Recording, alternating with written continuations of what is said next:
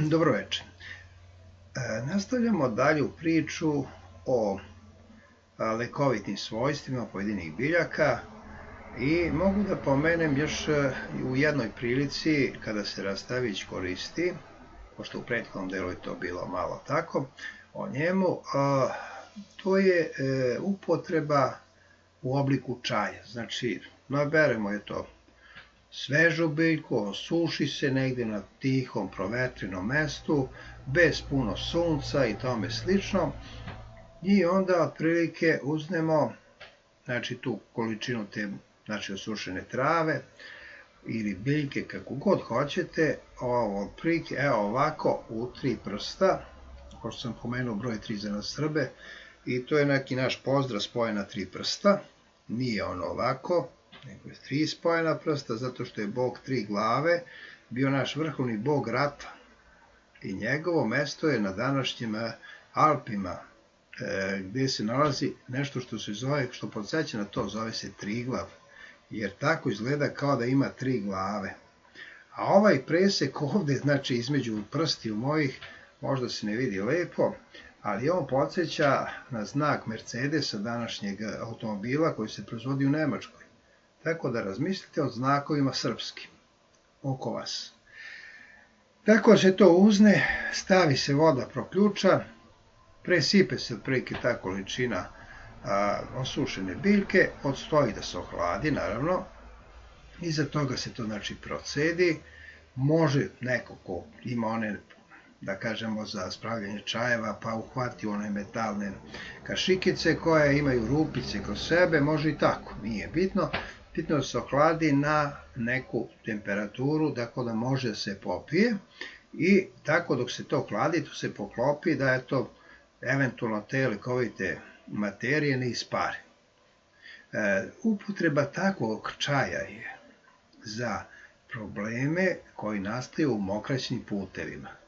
Znači, možda se desi da neko ima kamen u bubregu, da ima pesak, mulj.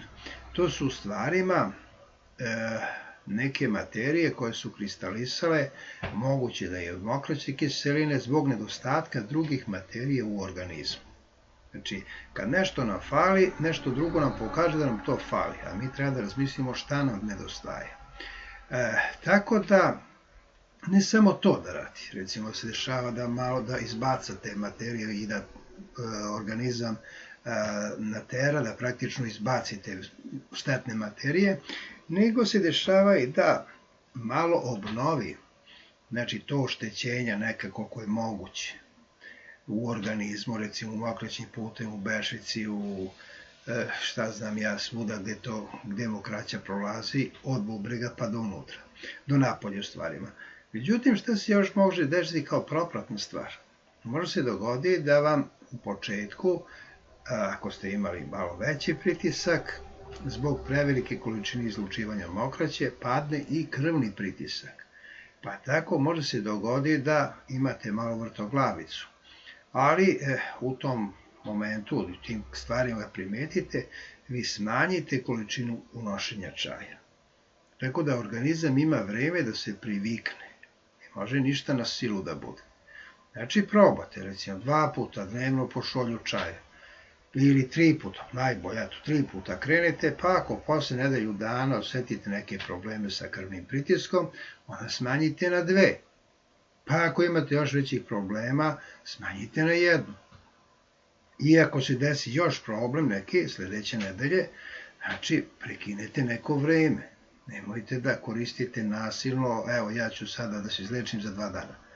Niko se ni razbolao za 2 dana, niko ni živo 1 dan, svi su živjeli koliko im je vreme bilo i nema nigde nikakvog nasilja.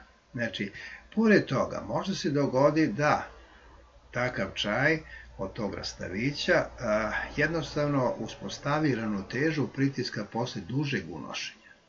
Što znači, čaj možda pijete dok vam ne smeta. Neće da vam šteti, to je sigurno, jedino što može da vam pomogne onoliko koliko on stvarno može. Ne samo od rastavića, nego od bilo čega. Hvala lepo, vidimo se sledeći put.